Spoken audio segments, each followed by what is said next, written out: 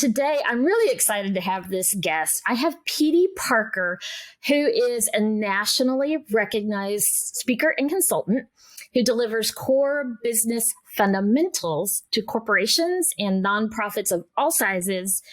And she's worked extensively with CEOs and top-level management and teaches the difference between what leadership is and is not. And that's a really important part.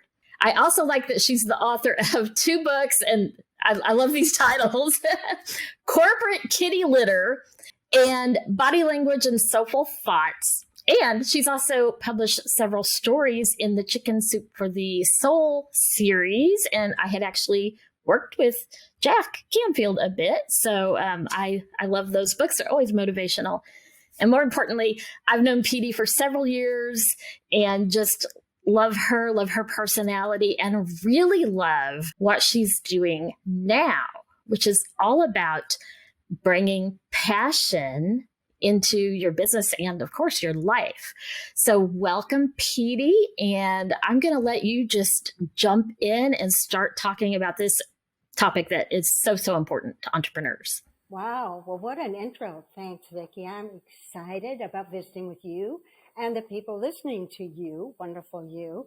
I think in business, I'm not going to act as a consultant, but I will put that hat on every once in a while just to explain maybe a story or two. I might tell a story about myself to make the point. Maybe others will see themselves in it.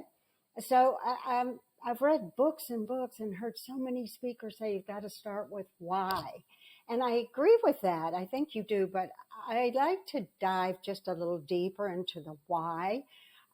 It's not why or why not, but it is whose idea was it? Whose idea was it that you became an entrepreneur? Whose idea was it that you reached the C level? Whose idea was that? And I use it as an example often about the person who makes great spaghetti sauce. I mean, their spaghetti sauce is so good that everybody who has this spaghetti sauce says, wow, you should open a restaurant. You really need to have your own restaurant. And the person feels, boy, all those people think that, so maybe I should do that, without really considering what that looks like for themselves. So what happens is the passion for doing that, about 99% of the time when it doesn't work out exactly like they thought it was going to work, they don't have enough passion to keep it going. So the first question I'll always ask anybody that says, I want to go off on my own, I want to be an entrepreneur, or I want to move into this position, or I have this position, I just wonder why. That why goes back to who are you? And the body language book you were talking about, Body and Soul, it's important that we know ourselves. It's great to know everybody else, and it's great to know what everybody else is thinking. But who are we? We are 3 people: who we are, who we think we are, and who others perceive us to be. And the closer we come to being one of those people, one altogether, who we are, who others think we are, the closer we come to being a better communicator and being sure of what we're doing and why we're doing it. So an example, when you've talked about what I've done in my past, I had a really great paying job. I made a lot of money. And I worked up 28 years to become the vice president of this company. And that was unheard of in its day. And yet something was missing for me. And everybody said, oh, you're just so lucky. And I hate that word. Lucky is not. You worked. Yeah, you earn that lucky. And sometimes something gets thrown at you and helps you. But at the same time, after 28 years, I had reasons to have to step away from it. And so I gave my 90-day notice.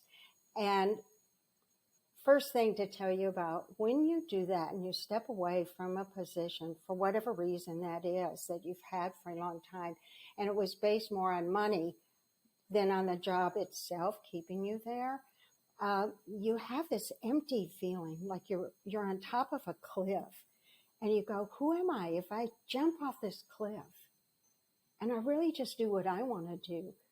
Who am I? And that's a huge risk question to ask yourself, because you've already made the commitment to leave, or maybe it wasn't your idea to leave, but you find yourself standing on that cliff and you say, okay, if I jump off, do I have a parachute? Am I gonna come out of this better than what I left, or am I going to crash and burn? What is it going to be? So it is a building. God bless all the entrepreneurs out there, because you've all felt this way to some degree, to risk it or not risk it. So the why has to be, this was my idea. This was my calling. This is an opportunity I'm so excited about.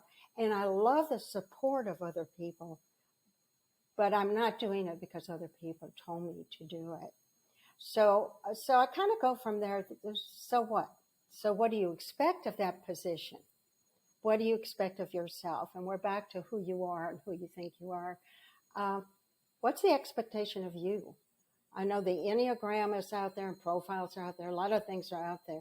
But the basis of it, yes, you need to know other people to communicate with them, but it all starts with you. How well do you know you? When you say, this is what I want, the why becomes important. I want it because I'm passionate about it. I want it because I have an opportunity to be who I am and show who I am, and be able to express myself and be able to do something that would be good for other people at the same time. We may come back to this, but it all has to be based on how do I make a living in the same time.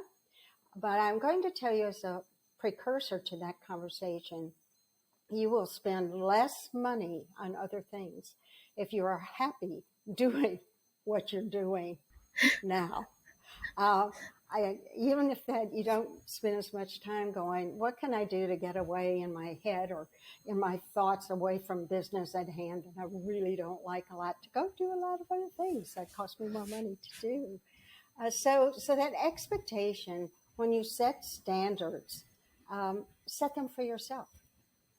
We have a tendency to set standards in other people.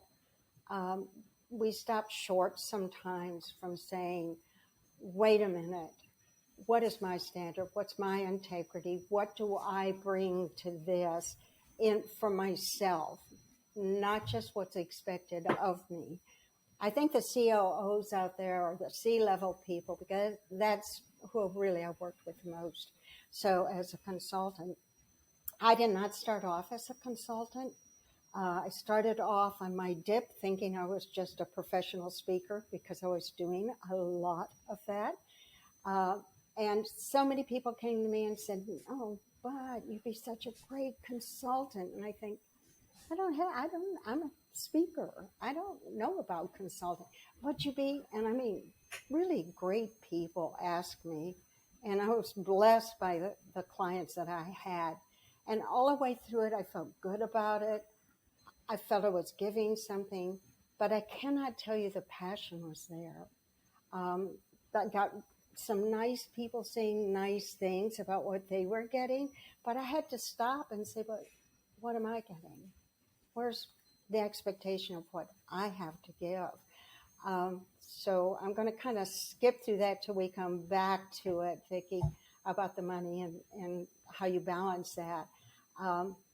CLOs, C-levels, and entrepreneurs, it's a lonely place to be. It's a lonely place. The higher up you go, the lonelier it gets. We stop trusting people. We think maybe they just love us for our positions. It's like somebody with an awful lot of money, and they start wondering if the people like them because they have money.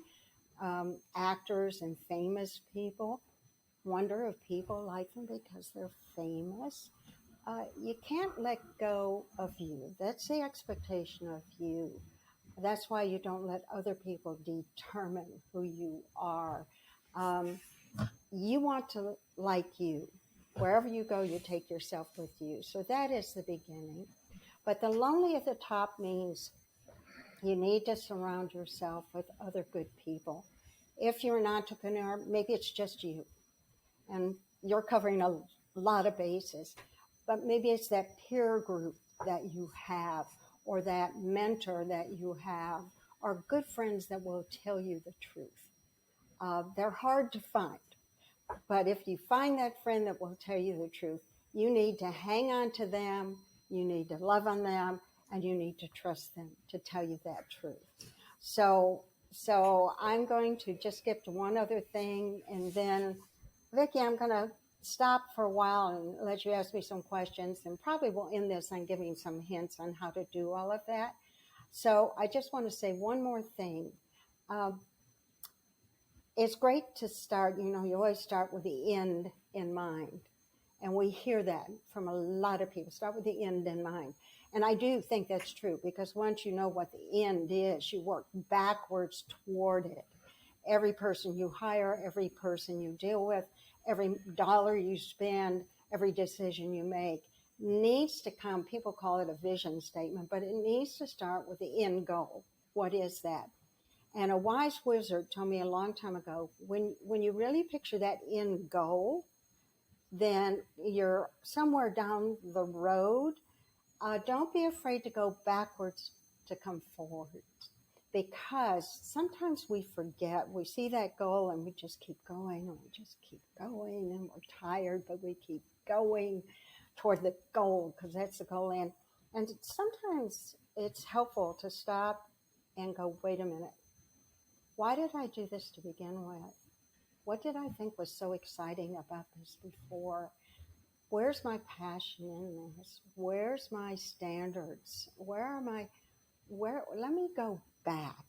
And some people can do that 10 minutes. You go on Headspace and you meditate. You do some, but you go backwards to the beginning and put yourself forwards, learning from the past, accepting what is, and having faith in the future.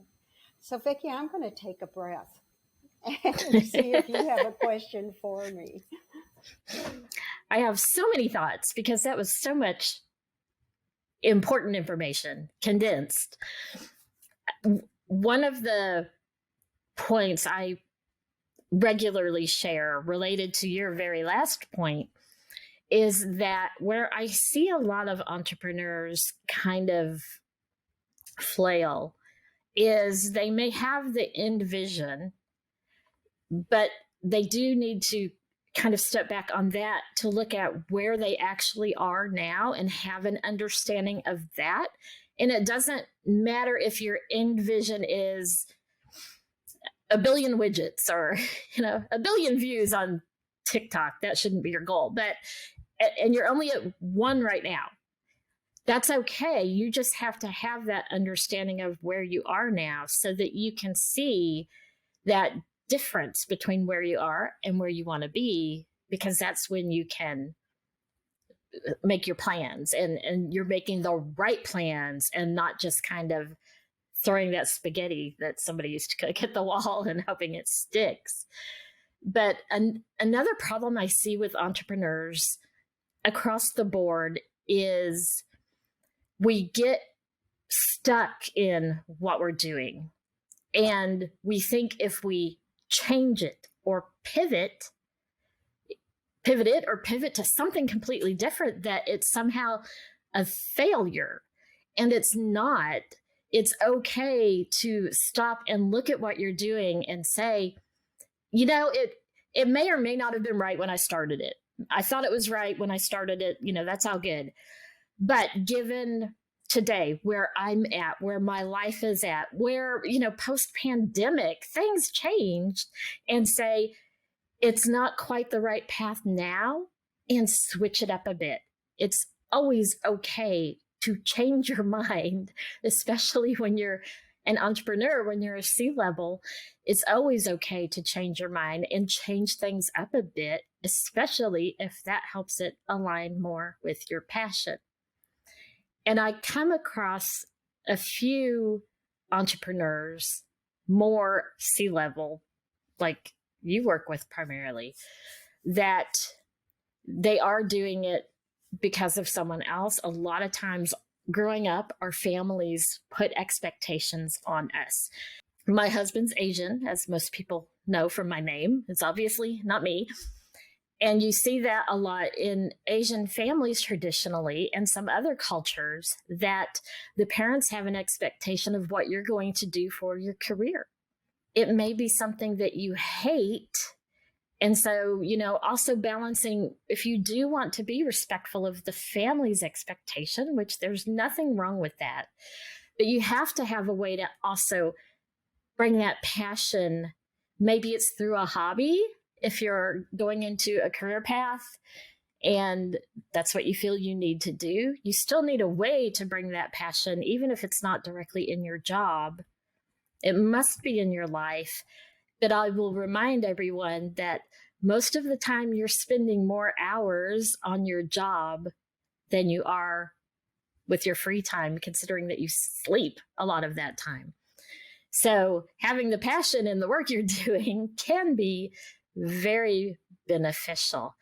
And I hear all the time, oh, what's your why? You have to say your why. And I see that most entrepreneurs aren't digging deep enough into that in the right way.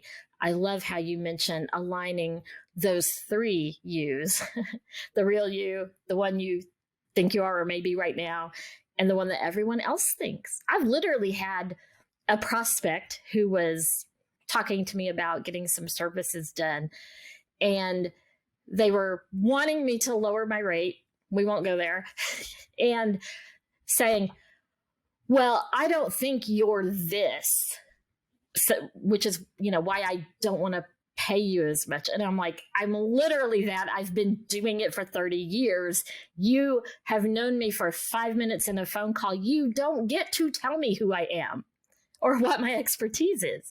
So we have to watch other people's expectations, because I always say, unless that person is living in my house with me and I have to kind of coordinate things with the spouse, you don't get to dictate my life, and you surely don't get to dictate my passions. I believe passions are a lot of times, God-given passions and talents, but you can improve and increase both of those. But yeah, I don't like to have other people tell me what they think I should do and then expect that that's what I'm going to do. You can tell me all you want. I don't have to listen. Right. And it's you're absolutely right. It's the ages and stages we go through, because internally we change, and externally everything around us is changing. So everything you said is just right on.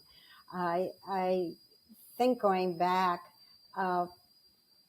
first of all, or second of all, or third of all, or all of all, it does start with the why, and that's you, and that's your standards, and someone asking you to cut back not only says to us, the entrepreneur, or almost anybody, so you do not see the value in me.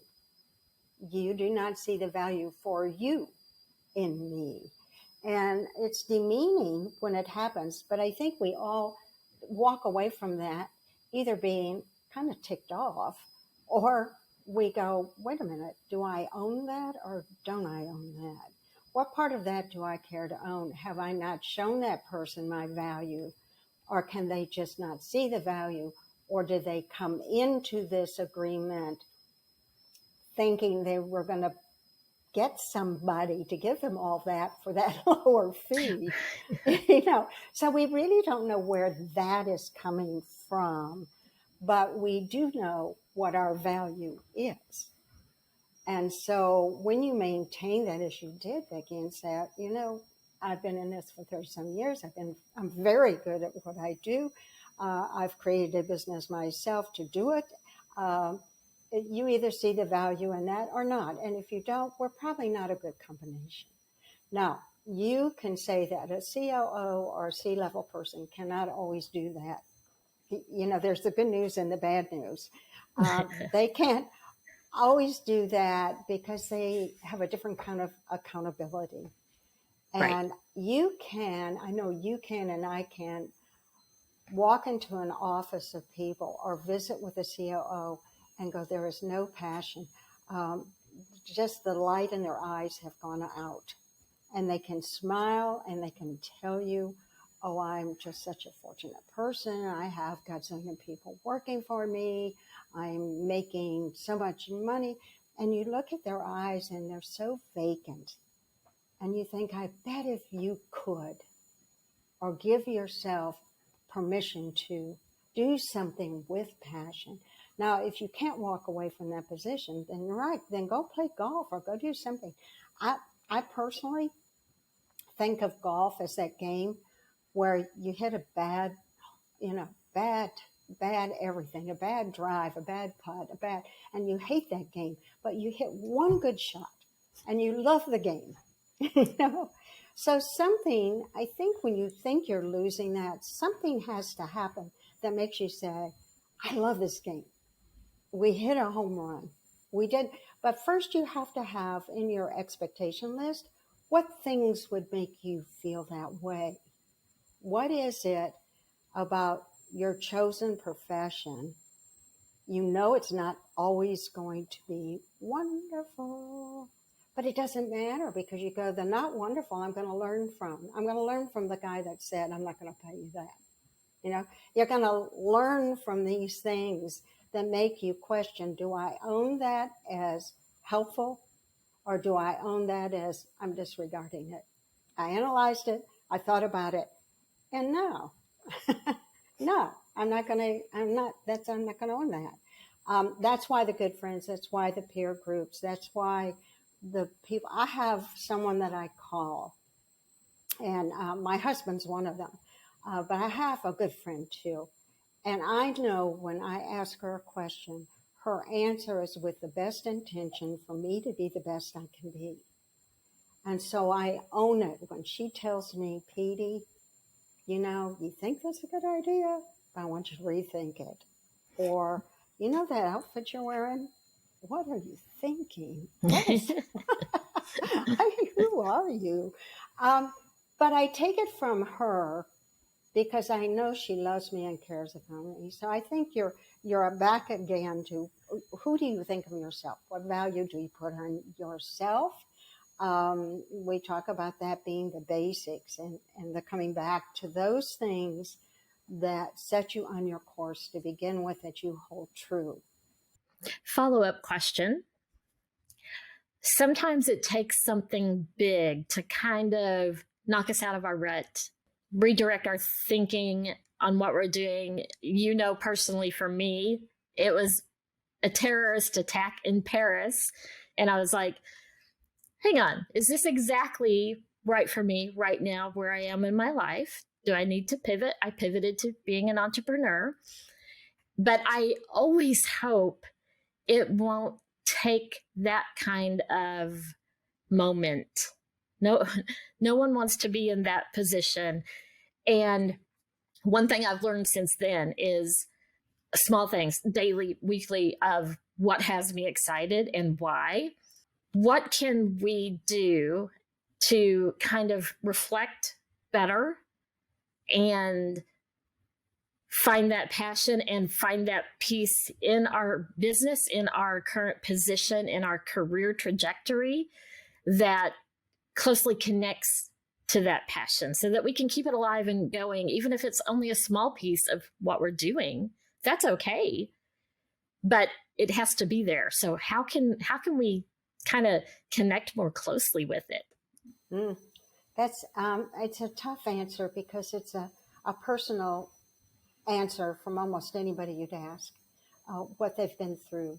You know, when I was doing a lot of speaking, I was in front of over 1,000 people in Florida, and I said, everybody should get out of their comfort zone, mentally, physically, financially, spiritually, and raise that bar.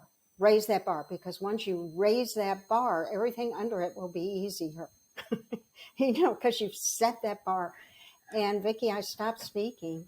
And when you're on the stage and you stop, the audience wonders if you're just done or you forgot what you were going to say or what's happening.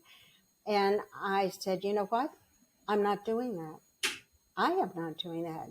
How dare me tell you what you should be doing when I'm not doing it myself. And I will promise you that within every 2 years, I will raise that bar myself. And so my wake-up call actually was on that stage, which is an odd thing. And I think yours, which was traumatic and nightmarish, might be your moment. To someone else, it's losing somebody they care a great deal about, and saying, I wish I'd had more time. I wish I had them one more time to say goodbye. That is a wake-up call to be wonderful to everybody else, you know. So everybody's wake-up call is different. In business, I think you have to say, when you make that choice in business and you're making choices, somewhere in there you have to say, who will it help? Who will it hurt? How will it help? How will it hurt? And you have to say to yourself, what I'm doing now, who is that helping? And who is that? How is it helping? How is it hurting? Where's the value? And the wake-up call for me has been spiritual. I will tell you that. For me, I died when I was 18, and this is not necessarily a story anybody wants to hear. But when you have that experience, you view life differently. So for my wake-up call, it didn't mean that I did everything right the rest of my life because I'd had that experience. You would think I would. But no, I didn't. I denied it and denied it and pushed it back. I don't want to do that. It's why I'm doing now, the calling I'm doing now, frankly, is the throwback to that wake-up call I had a long time ago that I didn't pay attention to, that I didn't become the best person I could become, that I didn't live knowing what was there. So I think that denial comes in a lot of times, even when we've had that wake-up call, we don't listen to it. We don't listen to it unless it's something traumatic. We kind of put it on the back shelf instead of saying, if not now, when? If not now, when? When do I need to say, what else do I need to have happen to me to be the person I need to be? So I know that was more of a spiritual answer for you, but it is my answer. I think also what a lot of people don't realize is that, and this comes from my work with abused and abandoned children in my past, and some of what I learned is that anytime you lose anything, even if you're losing it for a better, healthier, good reason and outcome, leaving a job to follow your passion, you're changing your business slightly to bring more passion into it, you're still ending something that occurred before. And so there's actually a stage of grief that you go through. Even if you're happy and excited about the new piece of your life, there's still grief. And part of grief is denial. I think we don't place enough emphasis on that when we're trying to change something, that there's going to be some stages that we go through that may have us denying the need to do it, that may have us questioning our motivation to do it, may have us missing what used to be. All of those things are a part of any process, even if it's moving you to a better place because you're leaving something behind. That's when I started, and I talked about that cliff, jumping off the cliff. You don't know the unknown, and it's well known that the unknown is the scariest thing that can happen to us. I think those decisions, like a COO or an entrepreneur, making a decision when it affects so many people and it affects the very nature of what we do, whether that's personally, in our business, it doesn't matter. When you're having to make those choices, one of the things I've learned in life is that we have many choices, created by many things, but we have many choices. And I think that a choice is not bad or good as long as you are willing to live with the consequences. And so you sometimes have to take that deep breath while this transition is happening, where it's not going to be the same old thing. It's going to be something new. And you have to say, but I'm choosing to do this because I have lined up the probability that these consequences are going to happen. On the good side, yay, yay, good things are happening. And on the other side, I could risk I'm losing everything. I'm losing everything. I have to start all over again. And that's the lonely part or the scary part or that grief process. And when you go through grief, you do go through denial. And you go through, this can't be happening. I shouldn't even be feeling this. And there's a sort of resentment for everything and everybody involved in it until you go, well, wait a minute. What are the choices I get to make now? What are the choices I get to make? And then you make a commitment to go forward. And that happens in grief. It happens in, I think, this lonely place we call in between that you're identifying. It's based on why we're back to, so who are you? And is it your choice to make? Or you're having to live with somebody else's? And I know with CEOs making those choices when they're affecting the incomes of others, you look at things differently. What are the consequences? I can live with it. Whatever that is, I can live with it. Yeah, sometimes there's some very hard choices around those things, which we've seen lately with all of the layoffs that some of these huge companies are laying off chunks of people. There's always somebody having to make those decisions, which aren't easy. COVID did a lot for a lot of entrepreneurs to say, this is my opportunity. If I'm ever going to do this, I'm going to do it now. Or I was moonlighting. While I was remote, I was moonlighting. I found out I really like that more than this. And a lot of change and a lot of people leaving these big companies, unfortunately not by their own design, who again make good choices and say, okay, this is an opportunity. Maybe I won't fill in the blank, but then maybe I will, and fill in those blanks. And I think you do have to say at the end of the day, where am I going with this? Where am I going with this? Am I willing to take the risk? And am I willing to ride that roller coaster? You either sit in the front of the roller coaster and go, yay, with your arms waving in the air and yay, or you're in the back and get off and say, what possessed me to ever get on this roller coaster? So you have to know that going in. And some days you may have both. Yes. If you're an entrepreneur, yes, some days it may be and both. You're just doing all of it. You're taking the whole ride all the way around. I do want to tell you that the risk I took in my other 90-day leaving a company was my own. And it was a wonderful, the consulting turned out to be wonderful. I was recruiting for people all over the United States. I was making a considerable amount of money. And some days you just hear that voice in your head that says you're done here. I don't know how that happens, but it was just, but everything is great. It's not really bad. And I could hear I'm done here. So I gave notice to the people I was consulting with and recruiting for and said, 90 days, I will work with you for free. We'll do the recruiting for cost, but in 90 days I'm done. And I went for my calling because I have made the money I have, and because I have had the experiences I've had. I knew that I was in a position to really give whatever I had to give to other people. And so I started paying it forward with kindness for two reasons. One, I had been walking with a homeless man for 2 years, Jim, my husband, and myself, because he wanted to get off the street. 80% do not, but he wanted to. And so he did what he needed to do, and we did it with him, and we walked with him. He is now my business partner.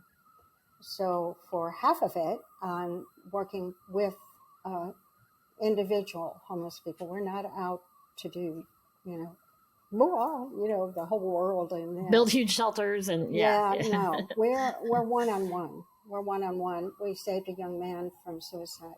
We've done some things because we were there and could walk with them over a period of time.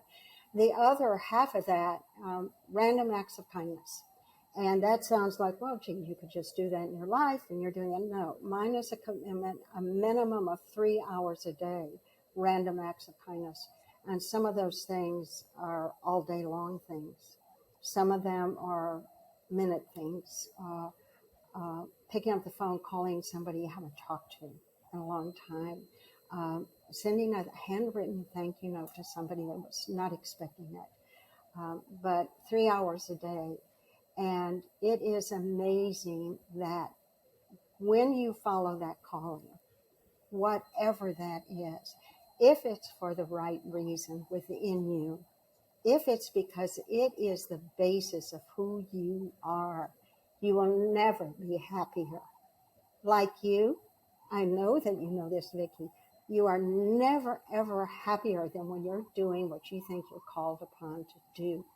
And that you're able to do it, whether anybody thanks you or not, is beside the point.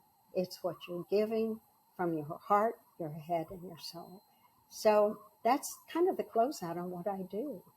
I love that. And a mutual friend of ours has been working with you on that piece of her life. I know she's the one who mentioned what you're doing now. And I was looking for a guest to talk about passion in your business and your work. And that just clicked for me. And I was like, I know Petey, I know how great she is. And I really want to delve into this subject. And it gives me goosebumps what you're doing. Just, I love that whole concept. And I know that a lot of us listening to that story right now probably wish we had more time in the day that we could do it to the extent you're doing it. Realistically, we may not, but because we have to marry our passion with the money, bringing money into our business so that we can live, we can support our families, we can give back through donating when we want to. Do you have some tips on, because I'm really bad. I have a nonprofit, a decade working in nonprofits, and I would, give stuff away all day long because it makes you feel so good when you help someone else. But I've got bills to pay, I've got family to support. And so how can we balance that passion piece that we would do for free because we love doing it so much with the need to, support our business and bring money in, which is not a bad thing. It's just realistically, that's what we have to do. It's a reality. I would say, first of all, I'm not a nonprofit and I'm not a business. It is a calling. So it's all on me. It's on me to give a vehicle for other people to do what I'm doing and still make a living. It's, we put simple things on the website. For instance, you go grocery shopping because that's part of what you do, Vicki. Maybe your husband does that, but you go grocery shopping, and you hear the thing about paying the person in front of you or behind you, and it's always exciting. A couple of days ago, I was in the grocery store and I saw somebody in a motor vehicle, one of the to collect her groceries. So I asked her if she would be offended if I helped her pick things off the higher levels. And I was able to follow her down the aisles and just do that. It did not take any more than 5 minutes out of the time I would have spent. And I'm saying this as a very small example to answering your question. But a lot of times, what we don't do is give money. We will go work on a house for free, or we'll go do something, for free. We don't ask for money and we don't give money. We will satisfy a need if it's there. And so, yes, just giving to someone is giving that.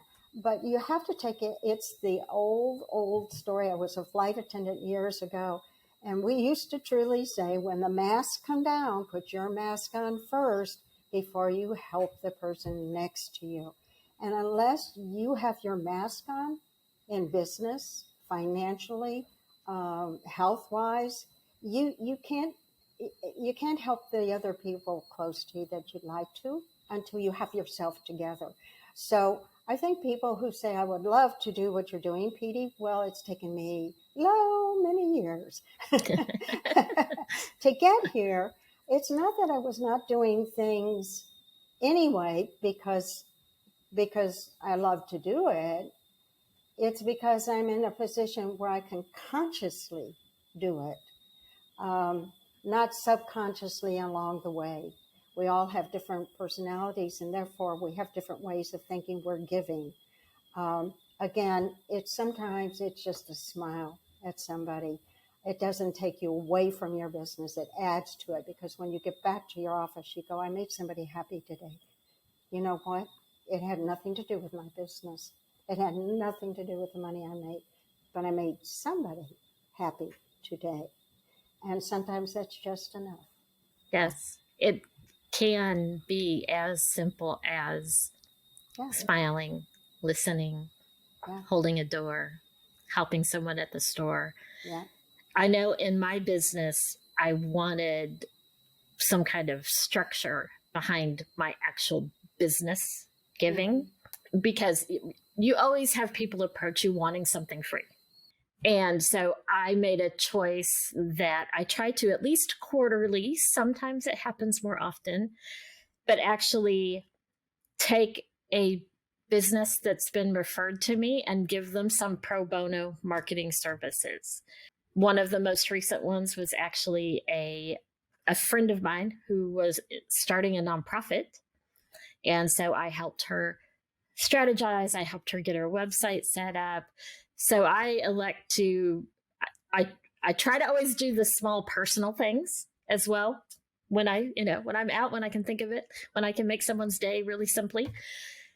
But I've chosen to kind of formally adopt it in my business as well by taking someone deserving. Maybe it's a single mother who has decided to start an entrepreneur journey on the side, or someone starting a nonprofit, something that speaks to me that there's also a need, that they can actually be helped. And it's not just someone wanting to get my services free, but someone that I can actually make an impact beyond what my business does by helping this individual, this business. And that's one of the ways I decided to kind of formalize it, because otherwise I'd be feeling sorry and feeling like I wanted to help everybody, and I'd be giving it away all day long. So for me, it was kind of formalizing that structure of when I give and to whom and how often. Putting your mask on. It's really putting that mask on. And it's for people who tithe. Don't spend, this is the amount I'm going to spend, whether that's in time, talent, money, whatever it is. You have to prioritize, no matter what your business is. I love my husband dearly, and we both remind each other how important we are to each other, that we don't lose ourselves. We have a tendency to lose ourselves in business or lose ourselves in whatever. We remind ourselves that we don't have to lose each other to be loved by each other. So we hold that dear, and so you prioritize those things that are most important to you, so that you're not feeling that you're taking anything away from something to do something else. It's like you're saying, it's what you do. And so to do some of that for somebody else, a nonprofit or a help or a helping hand, is giving what you have to give in the way you want to give it, and the best it's going to give to someone else who's going to take from that to make themselves better. That's the end game. That's my end game. It is not what I'm doing. The end game is pay it forward. We're paying it forward with kindness is the long name of it. But that's to inspire others who see somebody do something nice, have a tendency to do something nice. Again, whether that's take it back into the workforce or not, but that person helps somebody else who helps. I just think it's the butterfly effect. The fluttering of the wings, no telling what change that makes in the world at the end of the day. You're doing good, Vicki. So your new business, for lack of a better word, website, your cause that you're doing, in addition to your previous consulting, I know that what you're doing now has the potential to inspire so many people. So how can they connect with that? Our website is the name of it, paying it forward with kindness.com. It's long, but paying it forward with kindness will get you on. And we have listed several things people can do if they just answer the question that you asked, what can I do and still get everything else done? It's also resources for people who need some help. I spend a great deal of time with people that really do help homeless people, larger groups of homeless people who do the most amazing things you can imagine. And so our website is it's about us and it's about our stories, but the purpose is to say, this is what we're doing. You could do this too. You can do this small thing, or here's something else. We are formalizing a newsletter. In fact, my homeless partner, Zachariah, is brilliant. He is a brilliant artist, and you will see a man on a bench that he drew as our potential logo. But within the website, it gives a list of little things. Just think about doing this. Newsletter we will tell you some things that we know of that people have done, whether it's we've done it or somebody else has done it, to encourage others to do some little thing. Little thing. It's not a big thing. And if people know it's someone in trouble on the street or homeless, we will listen. If I consult at all, it is just for free. I count that as an act of kindness. I'm letting that business really go wherever it needs to go. I do meet with a couple people because I love them, not because I'm their coach. So this is a full time. This is 40, 50 hours a week doing it. And that's with Zachariah doing his part. He brings a different dimension to it. But we have been asked, would we do an article? Would we go on television? Would we whatever? And we're not that. I have to say, we're not that. That's not why we're doing this. We're boots on the ground people, doing what any other human being could easily do, one of or two of.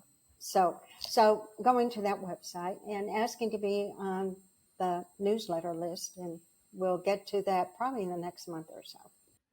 That's wonderful. And because of partially my nonprofit background, but also what I see just in daily life and business life, sometimes it seems like something is so small. Oh, I just need to visit your website and take one of the small ideas and do it. And it seems so small. But when you start doing that consistently, and then other people around you, all the other people who visit the website, all the other people who sign up for the newsletter and get more ideas, and everyone starts doing small things, it starts to snowball. And you quickly see that it's not just one person doing one small thing. It's thousands and tens of thousands. And it becomes something much bigger than it would otherwise be when just, small things and consistently and having more of it done.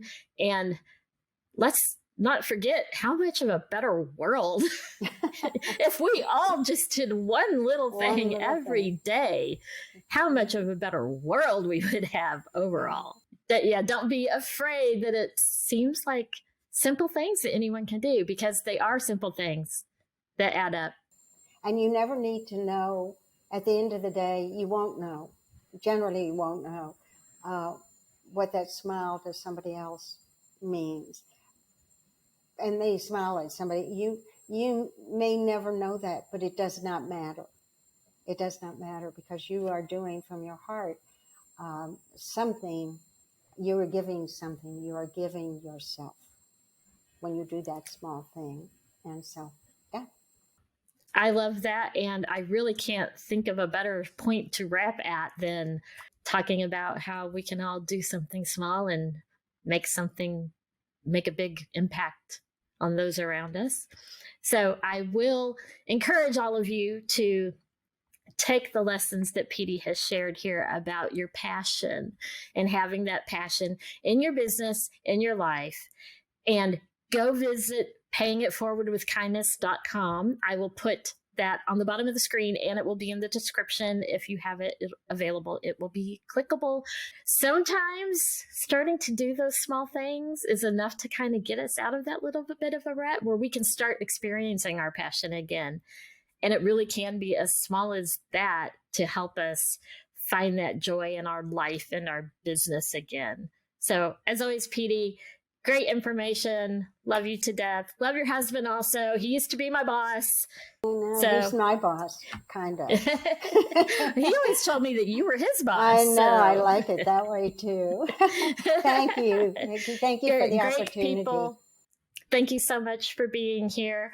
And as always, if you want more information like this about becoming an entrepreneur that not just reaches 7 figures and beyond, but makes an impact as you do, be sure to subscribe to our channel so that you can always receive great information from some great guests that I have planned coming up that are like Petey with good information.